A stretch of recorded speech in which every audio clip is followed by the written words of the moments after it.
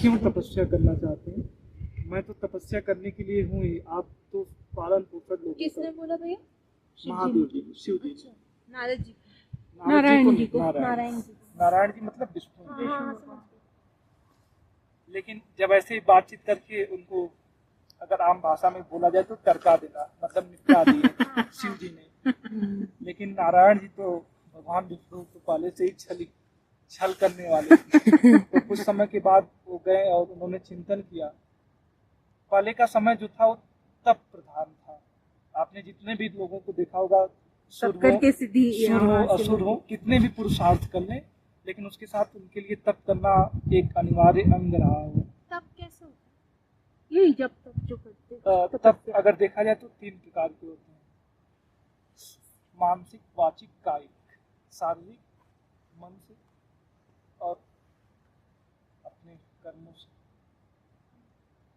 3 प्रकार के तप कहे गए। गीता जी में भी 3 प्रकार के तप कहे गए। वो तप अलग है, 17वें अध्याय में वर्णन है।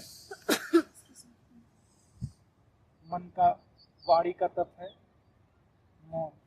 मौन माने ये मौन नहीं कि कुछ बोलना ही नहीं, जहाँ उचित हो वहां बोलना, बाकी समय शांत रहना, मतलब विशिष्ट वाक्यों का रूप रखना, वो वाणी का तप वहां पे बताया। तो फिर भगवान विष्णु उनकी बात सुनकर कुछ समय के बाद फिर उन्होंने एक अपनी माया से लीला का रचना किया। ये जो सप्त कुंड, यहाँ पे शिव जी और पार्वती अम्बा आई, उसके बाद वो थोड़ा इधर नीचे बिहार की ओर आई, तब फिर भगवान विष्णु छोटे बालक के रूप में आ गए और उस कुंड के पास बैठ गए और उस कुंड के पास अपना लेट गए। मतलब छोटा बालक था तो लेट ही जाएगा। तो फिर जब पार्वती अम्बा आती हैं और शिव जी तो देखते ही समझ गए कि तो कुछ माया ही है। उन्होंने बोला ये जरूर कुछ असुर होगा, राक्षस होगा। लेकिन पार्वती अम्बा माता थी, उन्होंने करुणावश उन्होंने बोला आपको जो सोचना है सोचिए, अभी तो ये बालक है, मेरी ममता है। उन्होंने उसे गोद में उठा लिया और कुछ समय के बाद ऐसे शिला पे बैठा दिया, क्योंकि उन्हें स्नान करके अपनी नित्य पूजा को भी करना था। तो उन्होंने जैसे उसको बैठाया तो फिर अब बच्चा है, रोने ना लगे, तो उसके खेलने के लिए कुछ दिया जाए। तो अब इस कैलाश में क्या मिलने वाला, और देवताओं के समय में खेलने के लिए कौन से खिलौने रहे होंगे, तो उस समय के लोग ही जाने। तो बेर का पेड़ यहाँ बहुयात मात्रा में हुआ करते थे। हाँ, बेर जिसे पत्री कहते हैं। तो उसके कुछ शिवरात्रि में चढ़ते हैं। तो उस बेर को, बद्री फल को उनको दे दिया गया तोड़ के खेलने के लिए। तो खेलने लगे और माता अम्बा और शिव जी नीचे आ गए। उन्होंने स्नान किया, नित्य पूजा के लिए चले गए और उन्होंने पूजा जैसे ही कर लिया और उसके बाद ऊपर आए कि बच्चे को देखा जाए।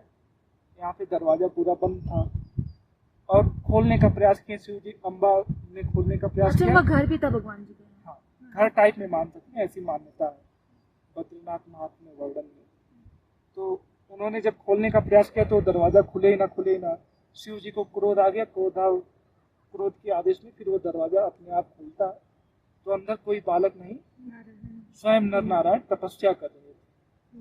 नर नारायण? नर कौन? नर नारायण इसलिए उन्हें कहा जाता है, नारायण माने भगवान विष्णु। नर नारायण के नाम से यहाँ इसलिए प्रसिद्ध हो गए वो। पूर्व के समय में तप की प्रधानता थी, लेकिन जो अभी कलयुग का समय आएगा, देवताओं को तो सब पहले से ही मालूम, वो जानते थे कि मनुष्य तप नहीं कर पाएंगे। तब नारायण ने कहा था कि मैं सभी मनुष्यों के नाम से यहाँ पे तप करूंगा, सभी मनुष्यों के नाम से, जितने भी सृष्टि में जन्म लेंगे सभी के नाम से। तो इसलिए उनका एक नाम हो गया नर नारायण। अच्छा, नर मतलब मनुष्य। और बद्री के नाम से ये मशहूर इसलिए हुआ क्योंकि